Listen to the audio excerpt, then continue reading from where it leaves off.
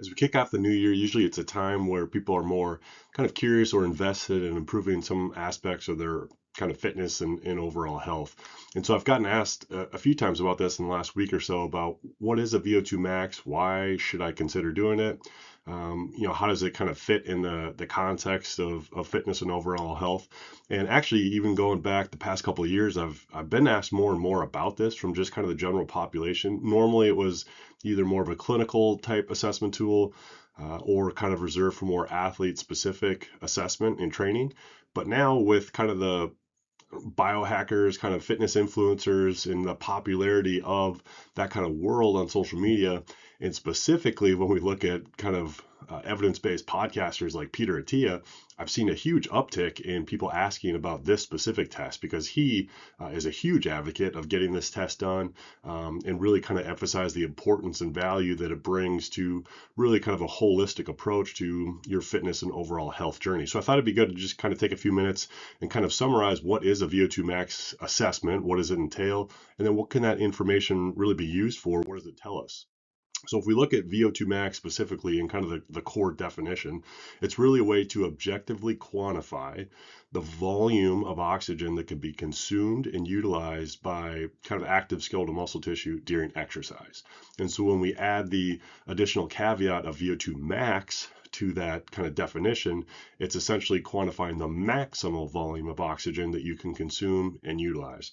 So if you think of doing a cardiovascular workout or aerobic exercise or bout of aerobic exercise, you're constantly breathing in air. And one of the major or primary reasons at which we're doing that is to get oxygen into the body, deliver it to the muscle tissue where it's used to produce cellular energy. And so the higher the exercise intensity, the greater our demand becomes to keep up with the metabolic activity of active skeletal muscle tissue during exercise, and therefore we need to consume increasingly more and more amounts of oxygen. And so this is a way to quite simply just evaluate the capacity of the aerobic energy system, which is the primary kind of metabolic pathway or energy system that depends on oxygen delivery, oxygen uptake by muscle tissue in order to produce that energy. So we're kind of assessing the overall capacity of that specific energy system primarily during aerobic exercise activities. Importantly, that means not necessarily sprinting, not power or explosive type movements, not kind of short-term hit type training. That's kind of different energy systems and different ways at which we would evaluate someone's capacity to complete those types of tasks. So this is mostly then focused on cardiovascular type exercise, things like jogging, running, cycling, swimming, those types of movements where we're doing kind of steady state, longer duration, maybe slightly lower intensity type of activities. Now, the max kind of part of this definition still insinuates that we are taking a person to their maximal level of exertion, and that max level, again, is mostly just during aerobic type tasks. So if you ever get done with a VO2 max test, you probably have looked at the dashboard on a treadmill and you're like, well, I can run faster than that. Well, and that's true. You can run faster or perform tasks at maybe higher intensities or work outputs. You're just relying on different energy systems. So a VO2 max test and the protocol which we use to evaluate that, again, it's mostly done during aerobic type activities like running, cycling, jogging, etc. And so this, again, just represents the maximal volume of oxygen that you can consume and utilize during aerobic type activities. And you can kind of see here in this image, this is really how we're typically conducting these tests and the type of equipment that goes into it. So if you've ever had this test done, you've probably been on a treadmill or a cycle ergometer. Those are probably the two most common types of exercise modalities used to conduct a VO2 max test.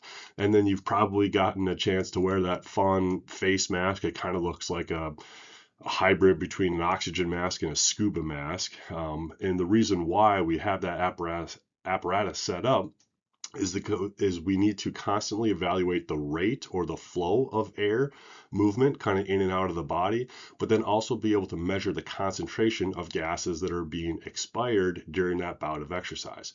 From that information, so from the flow of air moving in and out, kind of the volume of air, and then the concentration of gases in the expired air, we're able to kind of reverse engineer and kind of back calculate what that volume of oxygen consumption and utilization actually looks like. And so the other part of this protocol typically entails some type of graded exercise component, meaning the test gets progressively more and more challenging until that person reaches their point of kind of voluntary or volitional fatigue, where they essentially say, I can't go any further. This is either too fast or too steep of an incline or too high of a grade where I've reached my maximal limit, which is what we're really looking for. So in order to truly measure someone's VO2 max, we have to get them up to that exercise intensity that would correspond to their maximal upper limit of again, kind of exercise intensity, not their maximal speed or maximal power output. Again, that would be reserved for different types of assessments. This is looking at more of an aerobic type test and task.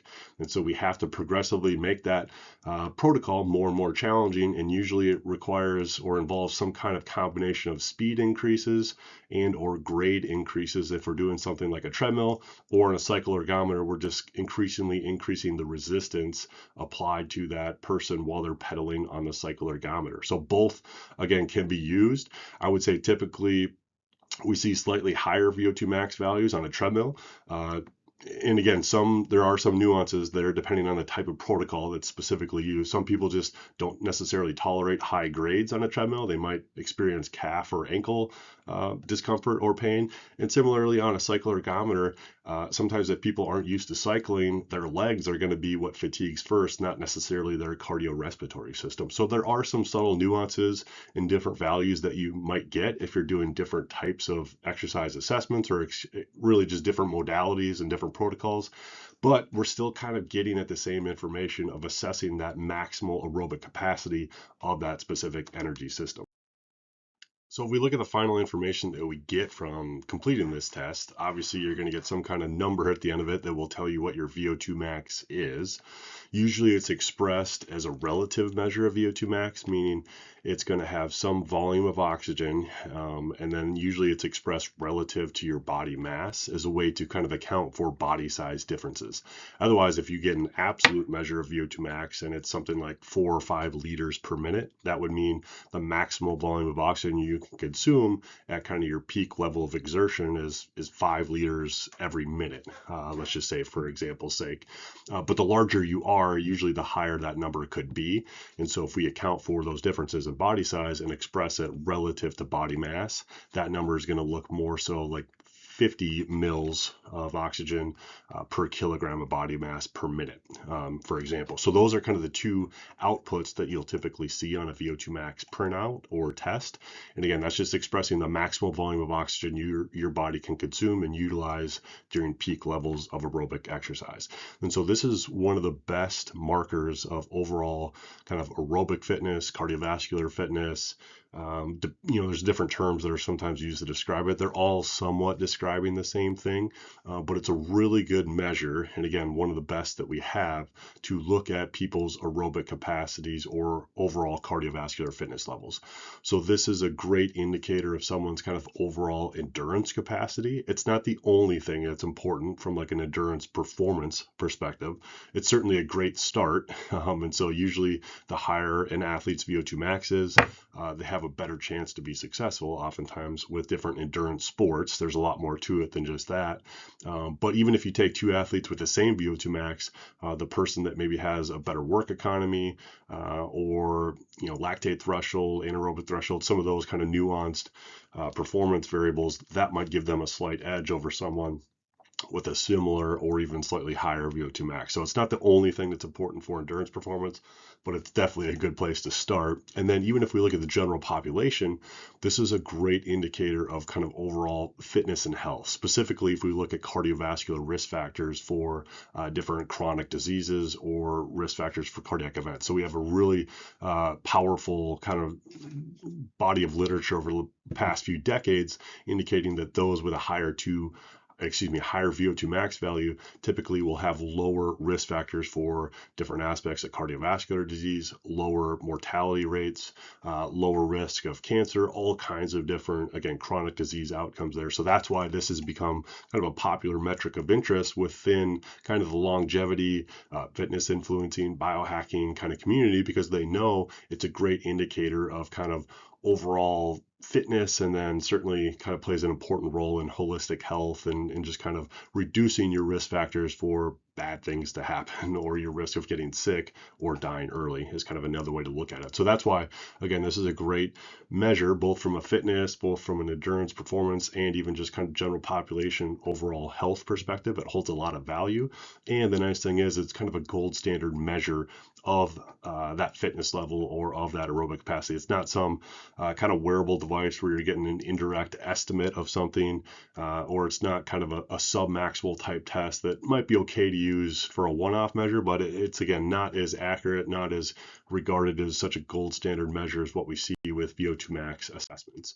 And so this can also be used in practice. So we can use this as a way to guide an individual's exercise program. So we could write together an exercise program for a client, patient, whomever, saying we want you to exercise at 70% of your VO2 max for 30 to 45 minutes, 3 days a week. Okay, that could be one way to kind of represent that.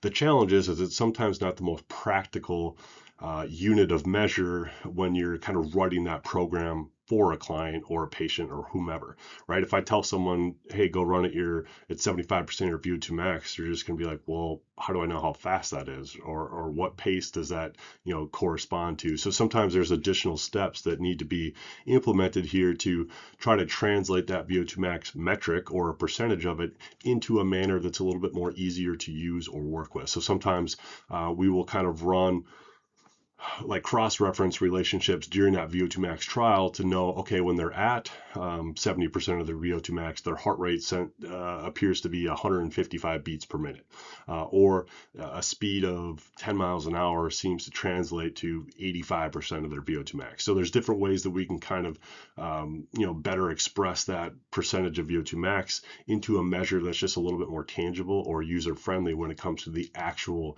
completion of that exercise intensity or the prescription of it. So if I'm writing a program, again, usually I won't even provide them with the percent of VO2 max. I know what that is. I know what that corresponds to, but I will write that for that patient or client in a way that corresponds to what their heart rate probably is, or a rating of perceived exertion, or a race pace, or a speed, or a power output if they're a cyclist or triathlete and they have like a power meter on their bike and they know how they can kind of align those two metrics with one another. So those are usually a little bit more user-friendly ways to kind of apply the same information or the same rationale, at least when it comes to exercise intensity, but we're writing it in a way that's just a little bit easier to understand and work with, as opposed to a percentage of VO2 max. So it's again doing the same thing.